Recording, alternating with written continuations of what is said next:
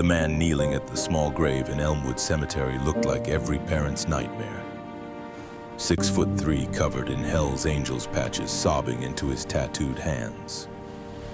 The January wind cut through Detroit like a blade, 19 degrees and falling snow gathering on the headstone that read, Ethan Michael Cole, beloved son, May 22nd, 2015, July 19th, 2023. You're gonna be okay, buddy.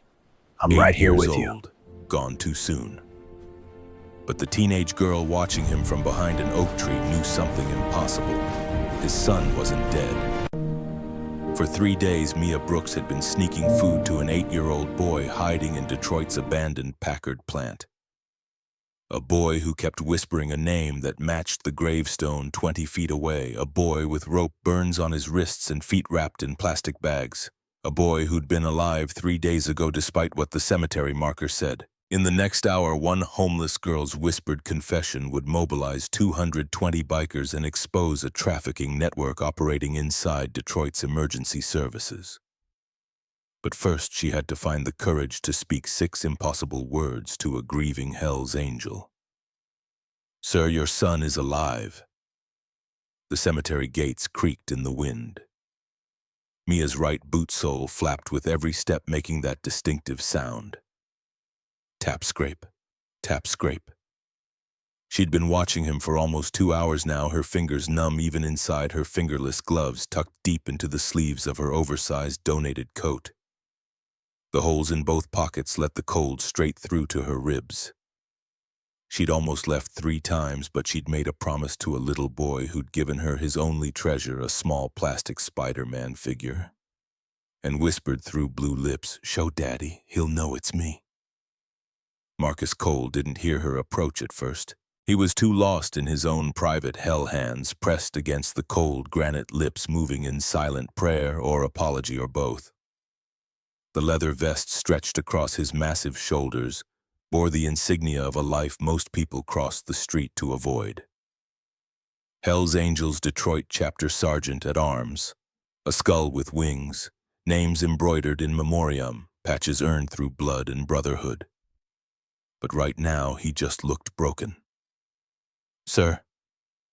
Mia's voice barely carried over the wind whistling through bare cemetery trees. The man's head snapped up. His face was wet with tears, eyes red and swollen.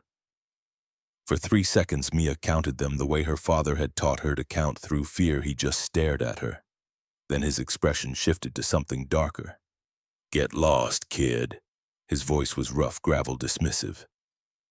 He turned back to the grave, one massive hand reaching out to touch the small plastic Spider-Man figure he'd placed on top of the headstone. A ritual, Mia realized.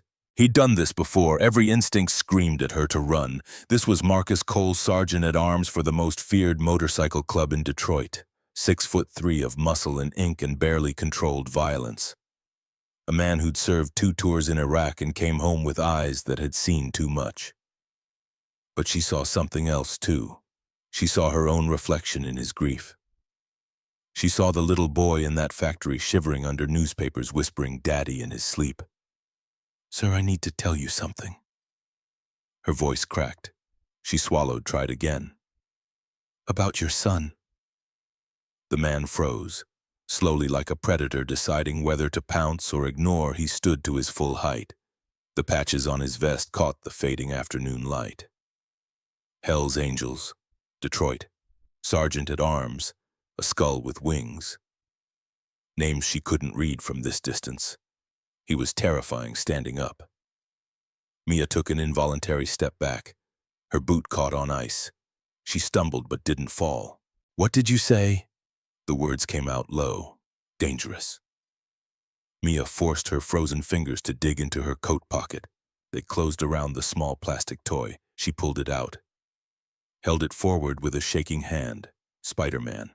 Small worn paint chipped on the mask, one leg slightly bent from years of play. "Your son Ethan," Mia whispered. "He gave me this, said to show you, said you'd know it was real." The man stared at the toy. His face went white. Actually white, like blood had drained from his skin in an instant. His massive hands, scarred knuckles, faded tattoos between the fingers reached out, then stopped halfway, trembling. Where did you get that? His voice was barely audible now. Behind the Packard plant. Mia said the words tumbling out urgent and desperate. There's a broken window that leads to a basement. There's a little boy there. He's 8 years old. He's been hiding for 10 days. He's sick and freezing and he won't leave because he thinks you don't want him anymore. The man stumbled backward. His hand found a stone bench near the grave. He sat hard like his legs had given out. The Spider-Man figure fell from Mia's hand into his palm. He held it like it might shatter. This isn't possible. But even as he said it, Mia saw something in his eyes. Not just disbelief, recognition, horror, hope. She pressed forward, sensing her window closing. He has rope burns on his wrists, cigarette burns on his arm. His fingers are broken, they healed wrong. He's so skinny I can see his ribs through 3 layers of clothes. He sleeps in Spider-Man pajamas that don't fit anymore. He has a birthmark on his collarbone shaped like Texas.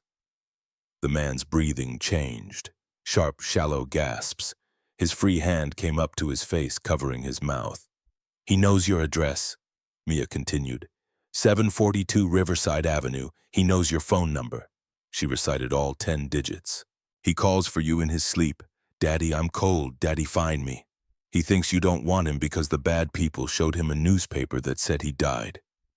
They told him you moved on, that you were happy he was gone. Ethan. The word broke coming out of the man's mouth. That's Ethan. Every detail, the birthmark, the way he memorizes things, but Ethan is dead. I buried him. I saw the... His voice fractured completely. I held his funeral 6 months ago. They told me the bodies were too damaged, that I shouldn't see, that I needed to remember him the way he was. He told me about the accident. Mia said, words coming faster now, racing against the disbelief in his eyes. 6 months ago, right, July 19th. He said the ambulance man gave him a shot and everything went dark. When he woke up, he was in a basement with other kids. They told him you didn't want him, that you'd moved on. They hurt him when he wouldn't stop asking for you. He escaped on January 15th, but he's too scared to go to police because they said they'd kill you if he told anyone. The man was shaking now. This massive biker, this Marine veteran, this Hell's Angel sergeant shaking like a leaf. He's been eating rats to survive, Mia whispered. He's coughing so hard I think his ribs are broken. He's dying, sir. He's dying, waiting for you to find him. For 5 seconds, nothing moved. The man sat on the bench, the toy Spider-Man clutched in his fist, tears streaming down his face. The wind picked up, sending snow devils swirling across the cemetery grounds. Then he surged to his feet, grabbed Mia by both shoulders. She flinched, but he was gentle despite the urgency. Where exactly where? Packard Plant, East Side, Building 3. Mia's voice came out steady now. She'd practiced this, rehearsed it in her head during the 2-hour walk here. There's a steam tunnel entrance with a broken fence. Follow the tunnel to the basement level. Turn left at the junction, 3rd door. It's blocked with debris, but there's a gap at the bottom. He's in the maintenance closet behind that door. The man released her, pulled out a phone with hands that shook so badly he almost dropped it. He dialed, put it to his ear. V-Rex. His voice was command now, urgent but controlled. I need every brother we've got. Full patch prospects, hangarounds, everyone. Packard Plant, East Side, now. A pause. Mia could hear a voice on the other end questioning. V-Rex, listen to me. The man's voice cracked again. My son might be alive. I know how it sounds, I know. But I'm looking at his Spider-Man right now, the one that was supposed to be buried with him. And this girl is telling me things only Ethan would know. We need everyone. We need them now, please. Another pause, shorter this time. Thank you. I'm heading there now. I'll explain everything when you arrive.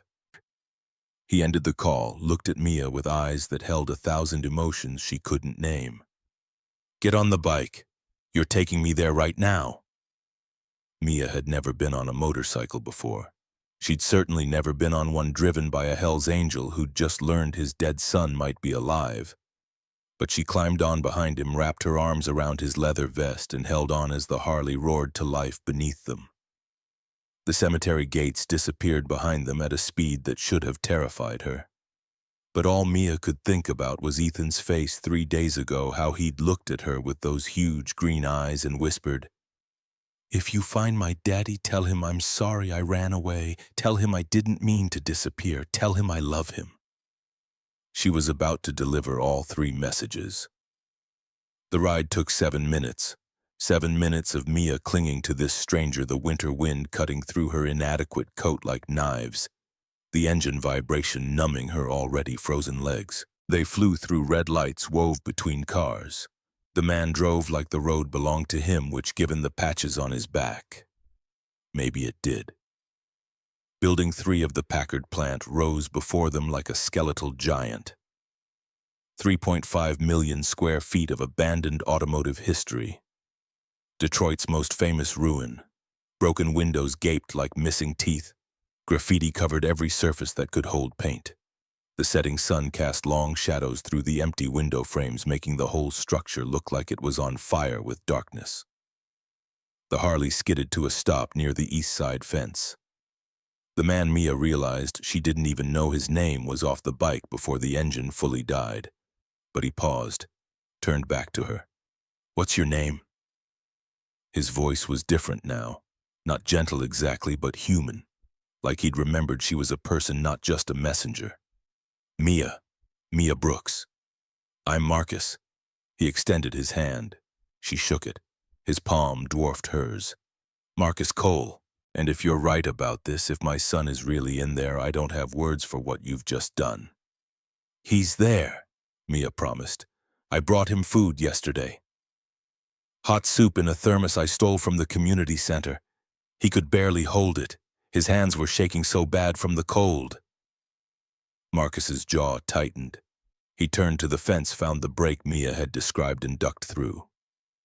She followed her boots, 2 small toes cramped, slipping on ice inside the fence line. Marcus's hand shot out, steadied her. Then they were running. The steam tunnel entrance was exactly where Mia had said. Broken concrete steps leading down into darkness. Marcus pulled out his phone, used the flashlight function. The tunnel stretched ahead, pipes overhead, dripping water that had frozen into icicles. Their breath came out in white clouds. "Left at the junction," Mia said, her voice echoing off tile walls. "Then 3rd door." They reached the junction, turned left. The corridor here was narrower, more claustrophobic. Mia counted doors. 1, 2, 3. The 3rd door was partially blocked, just as she'd described. Someone had pushed an old filing cabinet against it from the outside, but there was a gap at the bottom, maybe 2 feet high.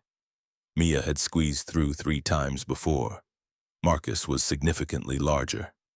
"Ethan." Marcus's voice cracked on the name. "Ethan, buddy, it's Daddy. Can you hear me?" Silence. Just the drip, drip, drip of water somewhere deeper in the building. Then so soft Mia almost missed it. "Daddy." Marcus made a sound Mia had never heard a grown man make, something between a sob and a gasp. He grabbed the filing cabinet with both hands and shoved. Metal screamed against concrete. The cabinet moved 6 inches, then a foot, then toppled sideways with a crash that echoed through the entire basement. The door swung open.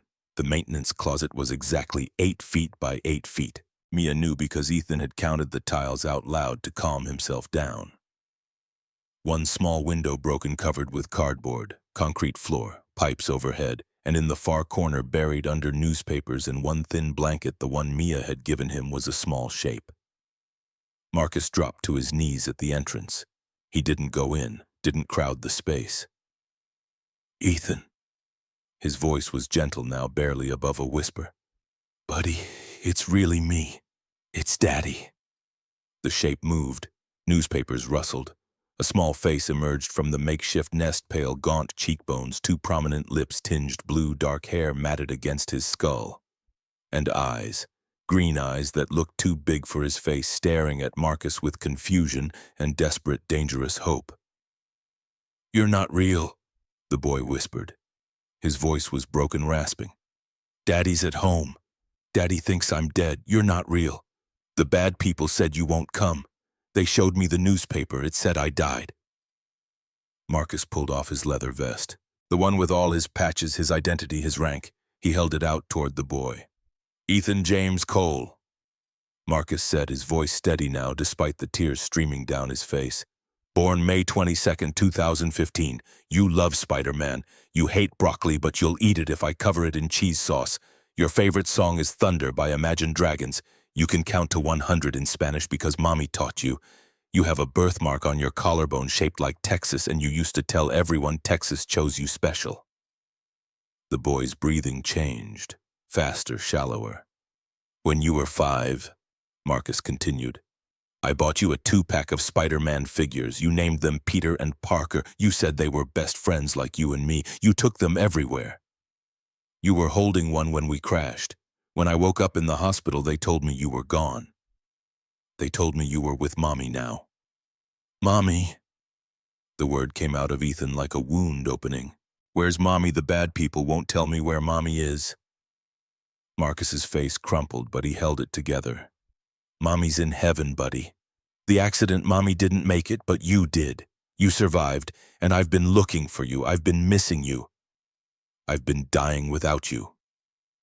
Ethan stared at him, at the vest, at Mia standing behind Marcus, back to Marcus's face. Say the thing, Ethan whispered. If you're real, say the thing we always say. Marcus didn't hesitate. Bear hugs are the best hugs, because bears are strong. Ethan continued, his voice shaking. And keep their cubs safe, Marcus finished. For 3 seconds, nobody moved.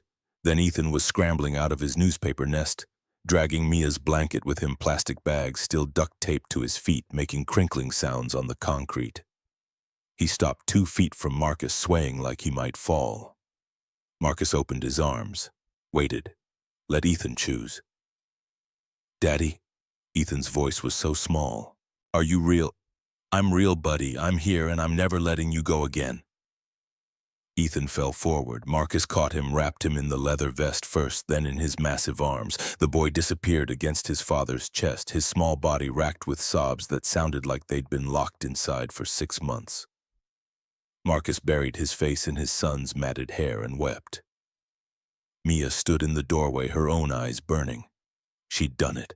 She'd actually done it. Behind them, from somewhere above ground, came the sound of motorcycles. Not 1 or 2. Dozens. The rumble growing louder, closer, filling the air like approaching thunder. The brothers were arriving. Marcus stayed kneeling with Ethan for a full 5 minutes, neither letting go. Mia could see Ethan's small hands clutching his father's shirt. Could hear the boy's rasping breath and broken sobs, could see Marcus's shoulders shaking as he held his child who was supposed to be dead. Who he'd buried, who he'd mourned for 6 months, safe in his arms for the first time since July. Above them, the sound of motorcycles cut off one by one, silence, then voices, men calling to each other, heavy boots on concrete floors above, flashlight beams cutting through darkness. Marcus! A voice echoed down the steam tunnel. We're here, where are you? Marcus pulled back just enough to look at Ethan's face, cupped it gently in his massive hands. Ethan flinched at first. Mia saw it, that instinctive recoil from touch. 6 months of abuse didn't disappear in 5 minutes. But Marcus kept his movements slow, gentle, waiting for permission. Ethan, buddy, a lot of my friends are here. They're here to help keep you safe. They're going to make sure the bad people never touch you again. Is that okay? Ethan's eyes went wide with fear. There's lots of them. About 200 by the time everyone shows up, Marcus said gently. But they're good guys, every single one. They're my brothers, my family, and now they're your family too, your protectors. 200, Ethan's voice cracked. That's a lot. That's how much you matter, buddy. That's how much we protect our own. Footsteps echoed closer in the tunnel. Flashlight beams appeared, then men, big men in leather vests, faces hard and scarred, looking exactly like what they were, outlaw bikers. But when they saw Ethan, this tiny broken child wrapped in his father's vest, plastic bags on his feet, barely able to stand, every single one of them stopped. Mia watched their expressions shift, saw hardness become gentleness in real time. The first man to reach them was older, maybe 60, gray beard down to his chest. His patches read President and V-Rex. Jesus Christ, Marcus. His voice was rough with emotion.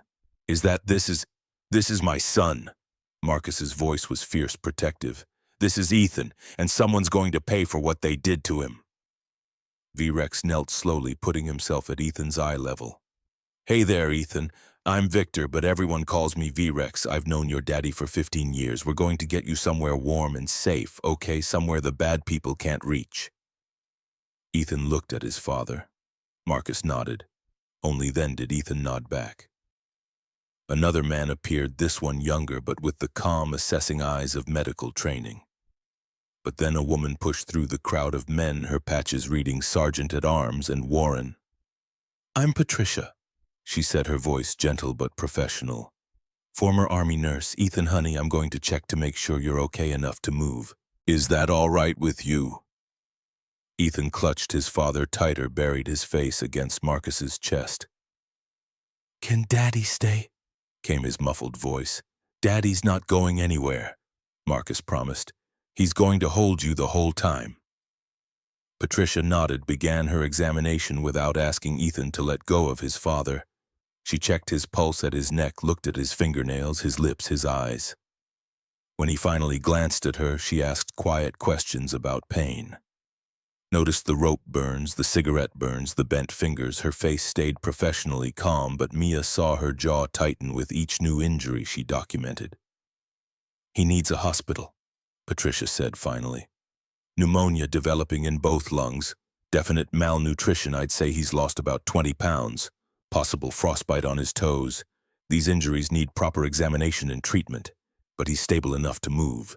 We should do it now before the cold gets worse. I'm calling an ambulance, another biker said, pulling out his phone. No, Marcus's voice was sharp, immediate. Everyone looked at him. No ambulances, not until we know who's involved. V-Rex stepped closer, concern creasing his weathered face. Marcus, he needs medical attention. And he'll get it. But think about what this girl just told me. Marcus turned to Mia. Tell them what Ethan told you about the accident.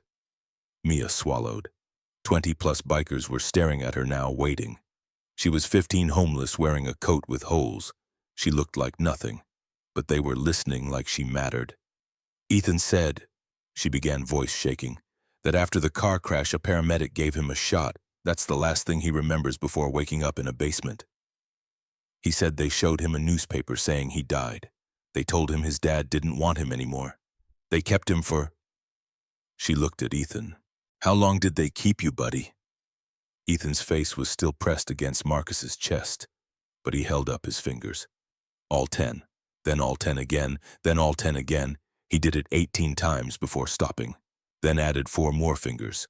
184 days, Marcus said, his voice hollow. They've had him for 184 days, since July 26th, a week after the accident. V-Rex's expression went dark.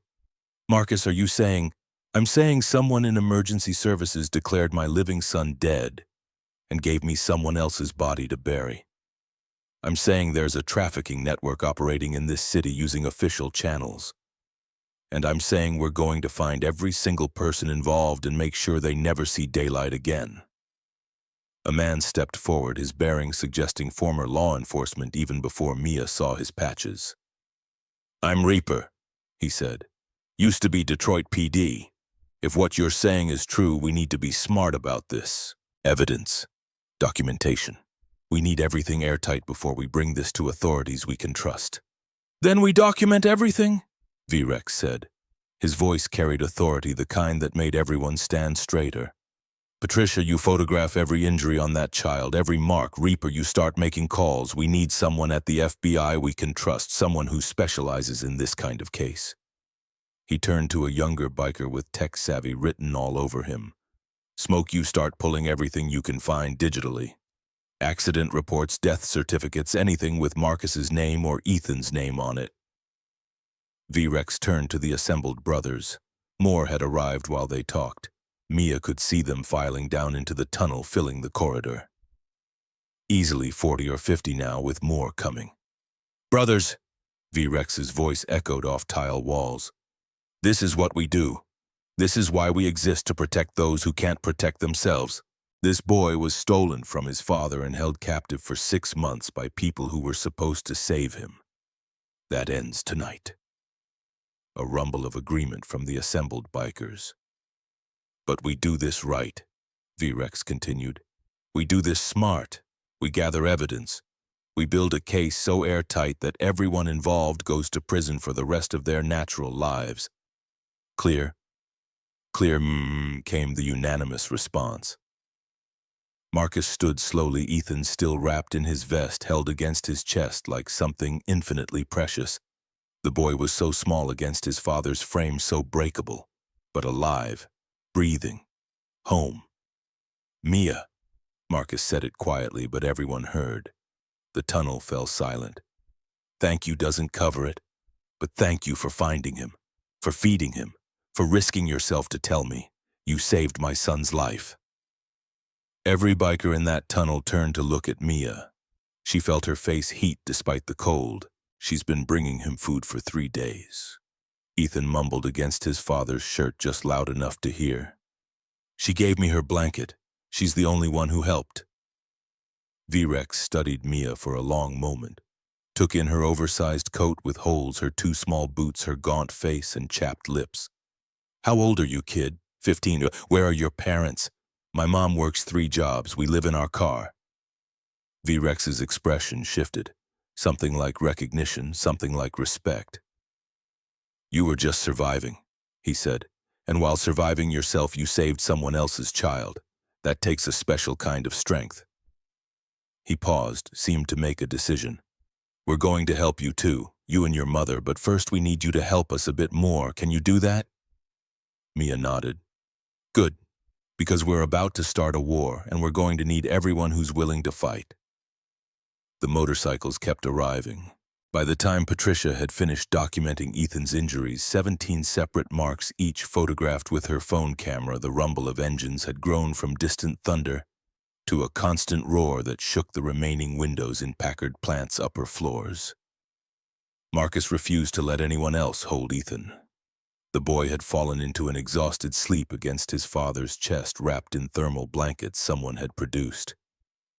Every few minutes, Ethan would startle awake, panic flashing across his face until he saw Marcus and remembered he was safe. We need to get him medical attention, Patricia said quietly to Marcus. The pneumonia if we wait too long. I know, Marcus said, but not a hospital, not yet. Is there anyone you trust, anyone who can come here? Patricia thought for a moment, then pulled out her phone. Dr. Hunt. He's done work for the club before, discreet, excellent, and he owes me a favor. She made the call, spoke quietly for a few minutes, then hung up. He'll be here in 30 minutes. He's bringing everything he needs. While they waited, Reaper worked his contacts. He'd been Detroit PD for 12 years before leaving over corruption issues. He still knew which cops were clean, which federal agents could be trusted. His phone call lasted 15 minutes. When he hung up, he looked at V-Rex and Marcus. I've got someone at the FBI, Sarah Caldwell. I went through the academy with her. She's been with their trafficking division for 18 years. She's solid and she's interested. How interested? V-Rex asked. Interested enough to drive out here tonight if we can give her enough to justify opening an investigation. We'll have it, Marcus said grimly. Smoke had set up his laptop on a makeshift table, a piece of plywood balanced on cinder blocks. His fingers flew across the keyboard, pulling up databases, cross-referencing information. Got the accident report, he said. July 19, 2023. Head-on collision I-94. 2 fatalities reported at scene: Jennifer Cole, age 32, and Ethan Cole, age 8. 1 critical: Marcus Cole, age 34, transported to Detroit Receiving Hospital. He clicked through several screens. First responder supervisor was Victor Castellano, 26 years with Detroit Fire Department, multiple commendations. He's the one who declared both Jennifer and Ethan deceased at the scene. Marcus's grip on Ethan tightened slightly. The boy stirred but didn't wake. There's more, Smoke continued. Death certificate for Ethan Michael Cole, signed by Dr. Everett Pierce, Wayne County Medical Examiner.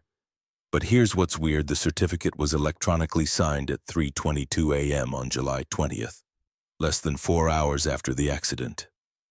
That's fast, Patricia observed. Death certificates usually take at least 24 hours, sometimes 48. Exactly, Smoke said. And the body release authorization, the paperwork that lets a funeral home take custody, was signed by Castellano himself. That's highly irregular. That's supposed to be the ME's job, not a paramedic's. Reaper leaned over Smoke's shoulder, studying the screen. Pull up Pierce's case history. I want to see if there's a pattern. Smoke typed, waited, then went very still. Pierce has been recommending closed casket in 38% of his cases over the past 12 years. Department average is 23%. Cross-reference with Castellano, Reaper said. More typing. Then Smoke looked up, his face pale. 28 matches.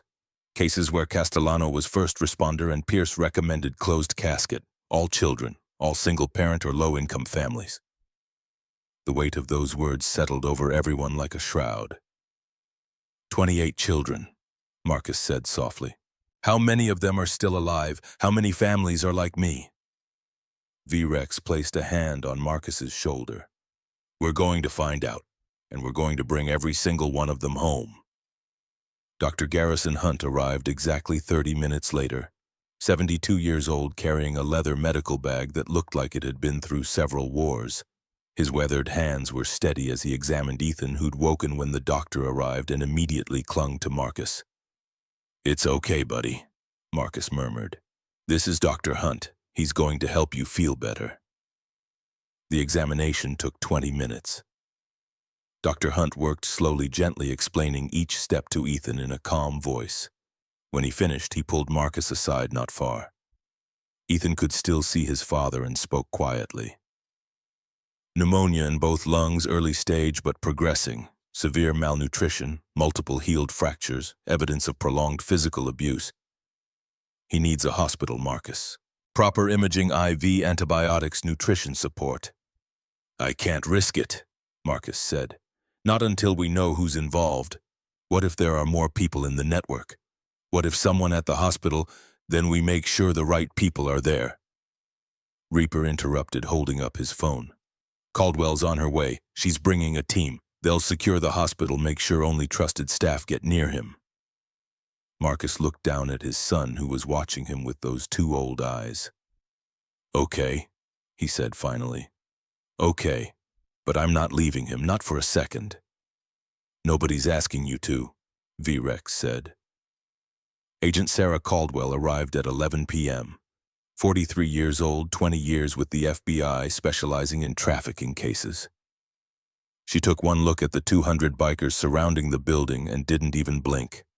Show me what you've got, she said. They showed her everything.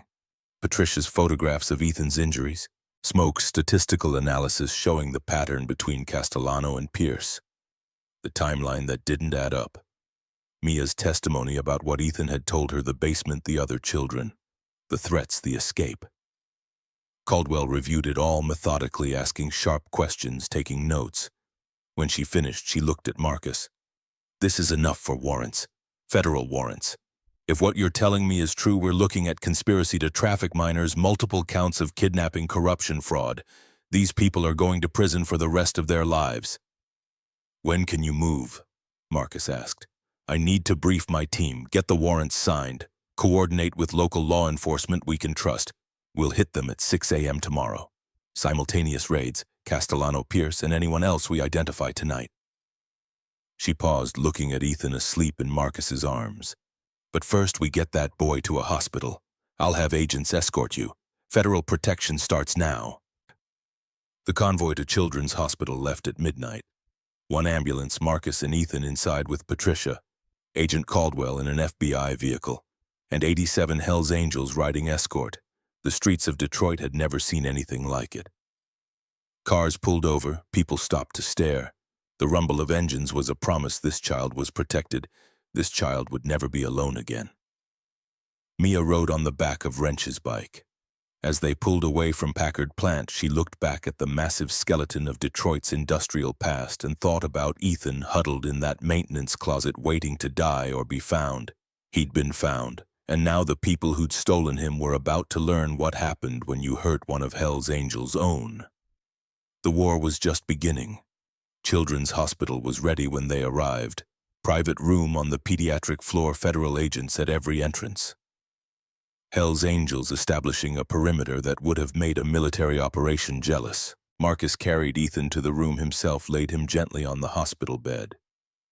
Real sheets, clean blankets, medical equipment humming. The boy's eyes opened, filled with fear. "Daddy, right here, buddy, not going anywhere. Promise? Promise, bear hugs, always." The hospital staff had been briefed. They knew this child had been trafficked, that his case was connected to an active federal investigation, that absolute discretion was required.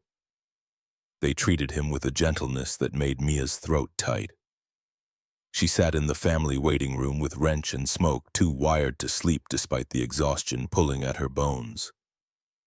"You did good, kid," Wrench said, offering her a candy bar from the vending machine. Mia unwrapped the chocolate slowly. "I keep thinking about the other kids. Ethan said there were other children in that basement. Where are they? Are they still?" "That's what we're going to find out," Smoke said quietly. "That's why Caldwell's team is working overnight. Every name, every location, every connection. We're going to find them all." "How long does something like this take?" "Depends. Could be days, could be weeks. But we're not stopping until every child is home." Mia ate her candy bar in silence, thinking about the past 72 hours. 3 days ago, she'd been nobody.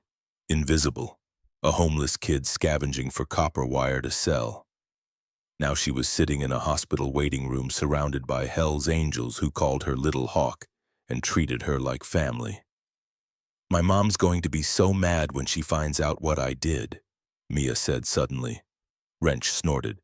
"Your mom's going to be proud. Terrified, yeah, but proud." At 4:30 a.m., Marcus emerged from Ethan's room. Patricia had finally convinced him to shower and change clothes. There was a raid happening in 90 minutes, and Caldwell had agreed to let him be there, but only if he could stay composed. He found Mia curled up on a waiting room chair, using her coat as a blanket. "Hey," he said softly. She jerked awake, that hypervigilance of someone who'd spent too long sleeping in unsafe places. "How's Ethan?" "Sleeping, breathing easier. The antibiotics are already working." Marcus sat down heavily. "I wanted to talk to you before I go." "Okay. What you did?" His voice caught. He cleared his throat, tried again. "What you did took more courage than anything I've seen, including 2 tours in Iraq. You risked everything for a kid you didn't know. That makes you family now. Hell's Angels take care of family. Whatever you and your mother need, we're going to make sure you get it. That's not charity, that's a debt, and I always pay my debts." Mia felt tears prick her eyes. "I don't know what to say." "You don't have to say anything, just let us help you." Before she could respond, his phone buzzed. A text from Caldwell, time to move. Marcus stood. "I have to go, but when I get back, we're going to figure out how to make your life better." "Deal. Deal." The raids began at precisely 5:59 a.m. across 3 locations. Team 1 hit Victor Castellano's residence in suburban Detroit. Marcus stood 50 feet back, V-Rex beside him, watching as FBI agents surrounded the modest 2-story colonial. 5:03 a.m. The knock. "Victor Castellano, FBI, we have a warrant for your arrest." 3 minutes of silence. Then lights flickered on. Movement behind curtains. The door opened. Castellano stood there in his bathrobe, looking confused. Unremarkable features, gray at the temples. He could have been anyone's neighbor. The kind of man who'd been trafficking children for over a decade. 2 agents moved forward, read him his rights, placed him in handcuffs. He didn't resist. As they walked him to the FBI vehicle, his eyes scanned the street, saw the Hell's Angels, saw the bikes. Then his gaze landed on Marcus. For 3 seconds, their eyes locked. And Castellano smiled. Not a big smile, just a slight curve of the lips. The smile of a man who knew he'd caused irreparable damage and took satisfaction in it. Marcus lunged. V-Rex caught him, arms like steel bands around his chest. Not worth it, brother. Let the law handle him. Marcus was shaking with rage, but he forced himself to breathe, to stand down, to watch as they put Castellano in the vehicle and drove away. It's done, V-Rex said. He's going to prison for the rest of his life. Team 2 hit Dr. Everett Pierce at the Wayne County Medical Examiner's office. Night shift alone in an autopsy suite. He tried to destroy evidence, laptop smashed, files burning, but the FBI digital team recovered everything. He resisted arrest. 2 agents were injured subduing him. Additional charges: assault on federal officers, destruction of evidence. Team 3 found Sandra Oaks trying to flee. Her Mercedes was packed, engine running. Suitcase with $47,000 in cash. Forged passport. Plane tickets to the Cayman Islands departing at 7 a.m. She was 2 hours from disappearing forever. By 7:30 a.m., 3 of the 4 primary conspirators were in federal custody. The 4th officer, Derek Mason, Detroit PD, had gone to ground. An APB was issued. Federal warrant, considered armed and dangerous. Marcus returned to the hospital exhausted but wired. Ethan was awake, eating small bites of scrambled eggs. Did you get them? Ethan asked. We got them, buddy. 3 of them. They're never going to hurt you again. Ethan absorbed this, then asked the question that had been haunting him. Daddy, why did they take me? Was I bad? Marcus's heart shattered. He set down the breakfast tray and gathered his son carefully. No, buddy, you weren't bad. You were never bad. They were bad. Sometimes bad people do bad things to good kids because they can, but that doesn't make it your fault. None of this was your fault. Will they come back? No, they're in jail with guards watching them. And even if they tried, they'd have to go through me. And 200 bikers and a lot of people who love you. Downstairs, Mia sat with her mother. Sarah Brooks had finally arrived, frantic after not hearing from her daughter for 2 days. Mom, do you have any idea how worried I've been? I thought, Sarah's voice broke, I thought something happened to you. Something did happen. Mia took a breath. I found a boy. He'd been kidnapped, trafficked. I got him back to his father. She explained everything. Sarah went through every emotion: terror, pride, fear, relief, exhaustion. I don't know whether to ground you or... Sarah stopped as V-Rex approached their table. Mrs. Brooks, he said, sitting down uninvited, your daughter saved a child's life. That makes her family, and we take care of family. Sarah stiffened. We don't need 181 days, V-Rex said quietly. That's how long you've been living in your car. 3 jobs, barely surviving. Your daughter stealing food to help you. Sarah's face crumpled. How did you... We look after our own, and Mia's one of ours now. He slid a piece of paper across the table. 2-bedroom apartment, East Detroit. First month's rent plus security deposit covered. $650 a month after that, affordable on 2 jobs instead of 3. Bus stop outside, safe neighborhood. Why would you do this? Because your daughter did it for one of ours. That's how Brotherhood works. Sarah looked at the paper, then at Mia, then back at V-Rex. I don't know what to say. Say yes. Give yourself a chance to breathe. Give your daughter a chance to go back to school. Give both of you a chance at something better. Sarah's hands shook as she picked up the paper. Okay, she whispered. Okay, yes. By noon, Derek Mason had been apprehended at the Canadian border. Federal charges of fleeing prosecution added to his list of crimes. All 4 primary conspirators in custody, but the real work was just beginning. Agent Caldwell's team was following the money, tracking the network, building the case. And Castellano, facing multiple life sentences, had started talking. The video call came at 2 p.m. Caldwell set it up in a hospital conference room. Marcus was there.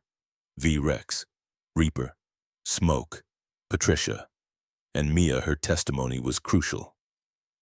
Castellano appeared on screen, orange jumpsuit, handcuffs, looking significantly less confident. Mr. Cole, he said. You've got 60 seconds, Marcus replied coldly.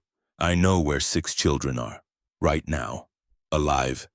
But if you don't find them in the next 12 hours, they'll be moved to a cargo ship, Port of Detroit, 8 p.m. tonight. After that, they're gone forever. The room went still. What do you want? Caldwell asked. Immunity. Full federal witness protection. Absolutely not, Marcus said flatly. Then those kids die. Marcus's hands clenched into fists. Every instinct screamed to refuse, but 6 children, 6 more Ethans. Before he could respond, a small voice came from behind him. Don't let other kids hurt like me, Daddy. Everyone turned. Ethan stood in the doorway, hospital gown hanging off his thin frame IV pole in one hand. Buddy, you should be resting.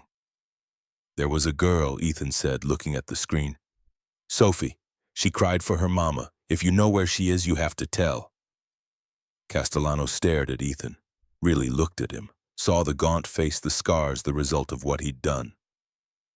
I have a daughter, Castellano said quietly. She's 8, same age as you. His voice cracked. I told myself I was saving kids, placing them with families who wanted them. But seeing you, he looked at Marcus. You never stopped looking. Most parents moved on. That's what a real father does. Where are they? Marcus asked. Castellano gave 6 addresses: warehouse at Industrial Drive, apartment in Dearborn, storage facility, suburban home, motel, daycare basement. They're being moved tonight, 8 p.m. After that, you'll never find them. Caldwell looked at Marcus. I can offer reduced sentence, not immunity. He'll still go to prison, just might see freedom before he dies. Marcus looked at his son, at Mia, at the Brotherhood surrounding him. Make the deal. Get those kids. The next 6 hours were a coordinated federal operation across 6 locations. By 4 p.m., 11 children had been recovered, ages 5 to 12, various conditions, all showing trauma, all alive. Sophie Bennett was at the Industrial Drive warehouse. When they brought her out, her first words were, "Is Ethan okay?" When they told her yes, she smiled through her tears. By 6 p.m., Castellano had given them everything: names, bank accounts, communication methods, 14 arrests across 3 states. 8 adoptive families charged with purchasing trafficked children. 25 children total recovered over the course of 1 week. 25 families getting impossible phone calls. Your child is alive. The reaction videos went viral. Parents collapsing, screaming with joy. One mother fainted. Another father fell to his knees and wept. Mia watched the news coverage with Ethan, who'd been allowed to stay up. When Sophie appeared on screen, Ethan smiled. She's safe. She's safe, Mia agreed. Because of you. Because of you, Ethan corrected. You found me. You saved everyone. By midnight, exhaustion claimed everyone. But in hospital rooms across Detroit, 25 children slept safely.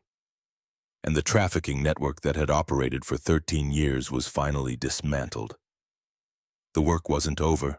There would be trials, testimony, sentencing, but tonight they could rest knowing they'd won the first battle. Marcus sat beside Ethan's bed holding his son's hand. What happens now? Ethan asked sleepily. Now we heal, Marcus said. Now we go home.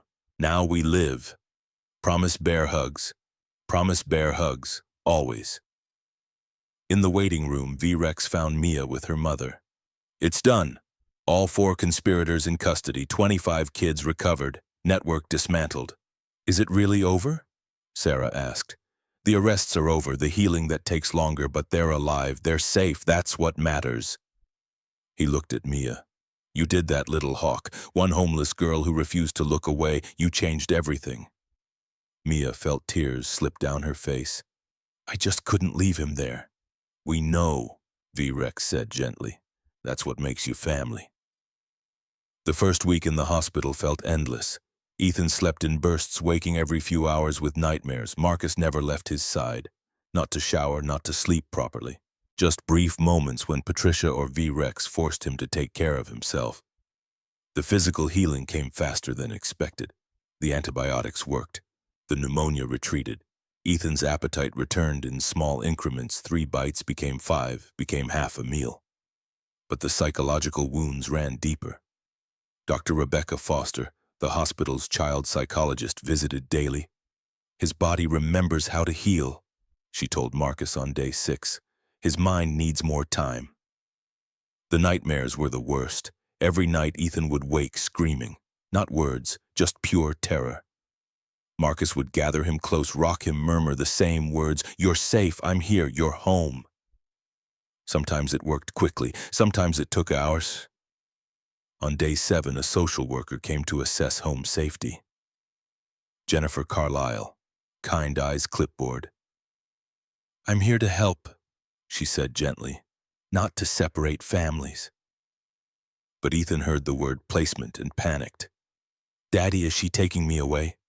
"No." Marcus's voice was absolute. "Nobody is taking you anywhere. The system failed him." Marcus continued looking at Jennifer. "The system declared him dead and let him be trafficked for 6 months. You'll forgive me if I don't trust it." Jennifer had the grace to look embarrassed. "You're right. The system failed catastrophically, which is why I'm here to make sure it doesn't fail again. I'm not your enemy." It took Dr. Foster's intervention to calm Ethan, explaining that some adults in uniforms were safe, that Jennifer was one of the good ones. By the end, Jennifer was wiping her own eyes. "You're clear for discharge tomorrow. Take him home. Love him. Get him into therapy." They left the hospital on day 8. January 29th, 8 days after the cemetery. 8 days that changed everything. Home was different now. Marcus had moved them to a new apartment, 2 bedrooms, 3rd floor east side, away from the house with too many memories. Ethan walked through, slowly touching everything. Is this really ours? Really ours. Safe, secure, home. Can I sleep in your room? Tonight, absolutely. Every night until you're ready for your own room. That night, they pushed the twin bed into Marcus's room so Ethan could reach out and touch his father in the dark. The nightmares came anyway, but they were shorter. Dr. Foster became a fixture in their lives. 3 times a week, teaching Ethan breathing exercises, teaching Marcus to recognize triggers. PTSD in children manifests differently, she explained. Regression attachment issues, selective mutism. Ethan's showing all 3. That's normal. That's his brain processing trauma. How long? Months, maybe years. But he's resilient, and he has you. By week 3, Ethan could eat a full meal. By week 4, he'd gained 8 pounds. By week 6, doctors cleared him for light physical activity. Marcus signed him up for Little League. "Are you sure he's ready?" Patricia asked. "He needs normal. Baseball is about as normal as it gets." The first practice was hard. Ethan dropped the ball once, twice, 3 times, tears streaming down his face. "I can't do it. My fingers don't work right. Everyone's looking." Marcus was there in seconds. "You're not stupid. You're healing. Nobody here knows how strong you are just for being here." They practiced every evening in the backyard, soft throws, building confidence, showing that failure was part of learning. By week 7, Ethan caught his first clean ball. The other kids cheered, and Ethan smiled, really smiled for the first time in 7 months. That night, Marcus called Mia. "He smiled today, like a real kid." "That's amazing." They talked for an hour about progress, about school, about the upcoming trial. "You're coming to his first game right 2 weeks from Saturday. Wouldn't miss it." Trial preparation began in week 8. Agent Caldwell explained the process, the protections in place. "You don't have to testify in person. We can use video testimony." Ethan thought about it for a long time. "Will it help keep them in jail?" "Yes, your testimony is crucial. I want to do it, so they can't hurt other kids." They practiced with Dr. Foster, gentle questions, then harder ones, building Ethan's confidence to tell his story. "He's incredibly brave," Dr. Foster told Marcus. "Most adults couldn't do what he's doing." By week 10, they were ready. The trial was federal expedited. Judge Margaret Brennan presiding, 67 years old, 30 years on the bench, reputation for being tough but fair. The courtroom was packed, victims' families, media, 40 Hells Angels in the back rows. Marcus wore a suit, respect for the court, but his brothers wore their colors. Ethan stayed home with Patricia, but his video testimony would be played. The prosecution's case was overwhelming. 900 pages of evidence, financial records, communication logs, statistical analysis, witness testimony, and the videos. 11 children telling their stories. Ethan's video was played on day 3. The courtroom went silent. Can you state your name? Ethan James Cole. How old are you? I'm 8. I'll be 9 in May. Can you tell me what happened on July 19th? Ethan's hands tightened on his Spider-Man figures. We were in the car, then there was a crash. When I woke up, there was a man in a uniform. He put a shot in my arm. His voice got smaller. When I woke up again, I was in a dark room.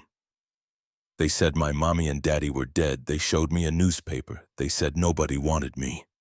A juror wiped her eyes. For 184 days, I stayed in different basements. They moved me 7 times. They hurt me when I cried. They burned me. They broke my fingers. On-screen tears ran down his face. I escaped on January 15th. I ran until I found the factory. I thought my daddy didn't want me. But then Mia found me and she said Daddy was looking and she brought me back and I was wrong. Daddy never stopped looking. The video paused on his face, tears streaming, but also hope. The defense tried to cross-examine, but Judge Brennan shut it down. That child has been through enough. You have the testimony. Castellano's sentencing came on day 6. The courtroom was packed. Marcus in the front row, V-Rex beside him. Mia wearing her little hawk vest, Sarah holding her hand. Judge Brennan didn't waste time. Mr. Castellano, in 30 years on this bench, I have never encountered a case more disturbing. You were entrusted with saving lives. You betrayed that trust. Her voice went cold. You trafficked 47 children over 13 years. You destroyed families, all while wearing a uniform meant to inspire trust. She lifted her gavel. I hereby sentence you to 8 consecutive life sentences without possibility of parole plus 50 years. You will die in prison. The gavel fell. Someone started clapping, then another, then the entire room stood and applauded. Castellano looked at Marcus once. No smile this time, just empty recognition that his life was over. Dr. Pierce got 25 years, Sandra Oakes got 18, Derek Mason got 15. Outside the courthouse, Marcus declined every interview except one. How do you feel now that justice has been served? Marcus looked directly at the camera. Justice isn't a feeling, it's a responsibility. We're responsible for protecting those who can't protect themselves. Today we did that, tomorrow we do it again. He paused. And to every parent who's lost a child, don't stop looking.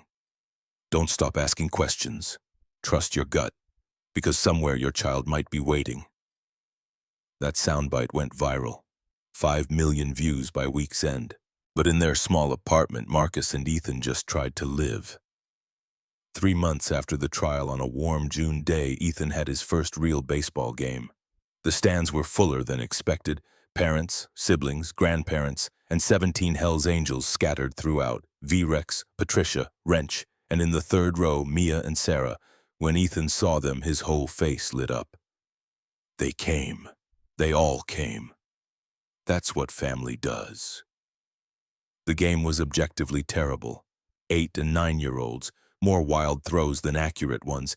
3 kids cried over errors, but in the bottom of the 3rd inning, with 2 outs and a runner on first, Ethan stepped up to bat. He looked tiny, helmet too big, bat almost too heavy. Strike 1.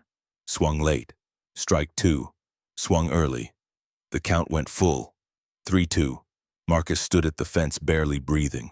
The pitcher wound up. Threw. Ethan swung. The crack of bat connecting with ball was the most beautiful sound Marcus had ever heard. The ball sailed into left field. Ethan ran awkward at first, then faster. Rounded first, rounded second, slid into third in a cloud of dust. Safe. The crowd erupted. The Hells Angels were on their feet. Mia was screaming. Marcus was crying. Ethan stood on third base, covered in dust, grinning from ear to ear. He looked at his father and waved. Marcus waved back. 2 pitches later, the next batter singled. Ethan ran home. Scored. The team mobbed him. After the game, Marcus swept Ethan up in a bear hug. "That's my boy! That's my buddy!" Ethan giggled. Pure joy. They celebrated with ice cream. 17 Hells Angels, 2 Brooks women, 1 ecstatic 8-year-old, 1 father who couldn't stop smiling. V-Rex raised his cone. To Ethan Cole, who showed us all what courage looks like. To Little Hawk, Wrench added, who saved him. To family, Patricia said. Blood or chosen, we're all in this together. That night after Ethan fell asleep in his own bed for the first time, Marcus called V-Rex. I want to do something for Mia. Something official. You want to give her a road name. She already has one, Little Hawk, but I want to make it official. You know what that means, lifetime commitment. I know, and she deserves it. Brotherhood Barbecue, June 21st. We'll make it happen. The next 3 weeks flew by.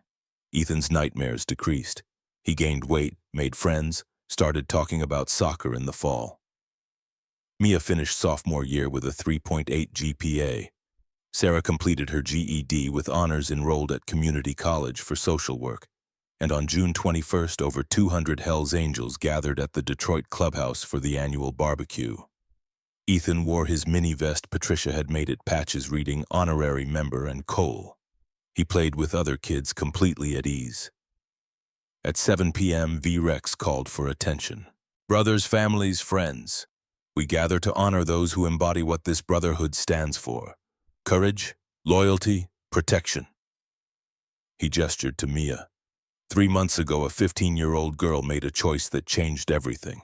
She was homeless, hungry, fighting her own battle. She had every reason to look away, but she didn't. The crowd was silent. She found Ethan Cole. She fed him. She gave him her blanket. She walked 2 miles in freezing cold to tell a stranger his dead son was alive. V-Rex's voice got stronger. That took courage we rarely see. That took strength that can't be taught. That took heart most people never develop. He motioned Mia forward.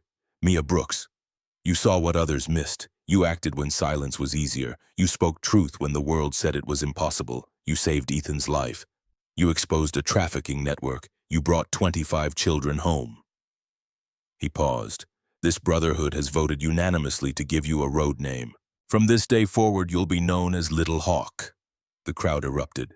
Hawks see what others miss. They watch from above, patient and careful. When the moment comes, they strike with precision. That's you. That's Little Hawk. Every brother spoke together, Little Hawk. Marcus stepped forward with a leather vest, women's cut. The patches read, Hells Angels Family, a Little Hawk and Detroit chapter. You saved my son. You gave me back my world. You're one of us now, family, and we protect our own, always. Mia took the vest with shaking hands, tears streaming. I can't. You already did. This just makes it official. Mia put on the vest. It fit perfectly. Ethan ran forward, wrapped his arms around her waist. You're my hero. Mia knelt, hugged him back. You're mine too, buddy. V-Rex raised his voice. Brothers, what do we say? 200 voices answered. We protect our own. The celebration lasted until midnight. Food, music, laughter. Kids chasing fireflies. Ethan showing his Spider-Man figures, telling about Peter and Parker's adventures. Mia sat with Marcus and Patricia and V-Rex, wearing her vest more at peace than ever before. Thank you for all of this. You belong, Patricia said firmly. You always did. 6 months later, on Christmas Eve, Marcus and Ethan decorated their tree, small but theirs. 3 stockings on the wall, Marcus, Ethan, and Jennifer's name. Ethan was stronger, 70 pounds, scars fading, nightmares once every few weeks. 4th grade completed, thriving. Dr. Foster had reduced sessions to monthly. The trauma will always be part of him, but it's not defining him anymore. He's just Ethan, a kid who went through something terrible and came out the other side. The doorbell rang. Mia and Sarah arrived with presents and cookies. Merry Christmas, Mia said, wearing her Little Hawk vest over a red sweater. They settled in. Ethan showed Mia his Lego Spider-Man headquarters. Marcus and Sarah discussed Ethan's law. New protections for children, mandatory dual confirmation for death certificates, independent review of closed casket recommendations. The law would pass. Everyone knew it. Ethan's story had changed too many minds. Later, they stood on the balcony watching Detroit's skyline. Christmas lights twinkling, snow falling gently. "Daddy, do you think Mommy knows I'm okay?" Marcus wrapped his arms around his son. "I think Mommy's watching over you every day, and she's so proud of how brave you've been. Do you still miss her?" "Every day, but I have you. That means she's still with me." Mia stood beside them, Sarah's arm around her shoulders. This chosen family built from tragedy and courage. "A year ago I was invisible," Mia said quietly. "Then I found Ethan, and I had a choice. Stay invisible and safe or speak up and risk everything. I chose to speak, and it changed everything." Marcus nodded. "That's what courage is, not the absence of fear. Just doing what's right despite it. My dad used to say the world only changes when people choose to care more than they choose to stay comfortable. Your dad was right." They stood until the cold drove them inside. Hot chocolate. Board games until Ethan yawned, put him to bed in his own room. Before turning out the light, Ethan picked up Peter and Parker. "You know what the best part of Spider-Man is?" "What's that?" "He always gets back up, no matter how many times he gets knocked down." Marcus smiled, kissed his forehead. "Just like you. And you, Daddy, you never stopped looking. Because that's what dads do. We never quit. Bear hugs are the best hugs because bears are strong and keep their cubs safe. Always." Ethan fell asleep holding those words close, safe in his own bed with his father in the next room and 25 other children sleeping safe. In the living room, Marcus poured coffee. They sat around the tree. "What happens now?" Sarah asked. "Now we live," Marcus said. "We heal, we help others heal, we make sure this never happens again." He looked at Mia. "You're going to finish high school, go to college, become whatever you want, and we'll be here supporting you. And you, I'm going to be his dad, watch him play baseball, help with homework, all the normal stuff I thought I'd never get to do." He paused. "And work with the other families. Help them navigate healing. We're all in this together." "The walking wounded," Sarah said. "The walking survivors," Marcus corrected. "There's a difference." Finally, Mia stood. "We should go." At the door, Marcus hugged them both. "Merry Christmas, little hawk. Thank you for everything." After they left, Marcus checked on Ethan, breathing easy, face peaceful, Peter and Parker tucked under his arm. He dreamed that night. Not nightmares, he dreamed of Jennifer smiling, of Ethan laughing, of summer days and baseball games and ordinary miracles. He dreamed of a future he'd thought was lost forever. Christmas morning, Ethan jumped on his bed. "Daddy presents. There's a big one from the Brotherhood." Marcus let himself be dragged to the living room. A massive present under the tree, a bicycle with training wheels, red and blue Spider-Man on the frame. Ethan gasped, touched it like it might disappear. "Is it really for me?" "Really for you. From all the brothers. Will you teach me? Every day until you've got it. Promise bear hugs." Marcus laughed, pulled his son close. "Promise bear hugs, always and forever." Outside, snow fell on Detroit. Gentle, peaceful, a blank page. Inside, father and son opened presents, ate too much candy, planned the day ahead. Normal, safe, together. Across the city, 24 other families woke with children they'd thought lost forever. Children healing, children home. All because people chose to care more than they chose to look away. All because brotherhood meant protecting those who couldn't protect themselves. All because courage wasn't the absence of fear, it was doing what was right despite the fear. That was the legacy of Ethan Cole and Mia Little Hawk Brooks and 200 Hell's Angels who proved that sometimes the people society fears most are the ones who care the deepest, and in a world that desperately needed more people who cared, that made all the difference. 6 impossible words whispered in a cemetery had saved them all. "Sir, your son is alive.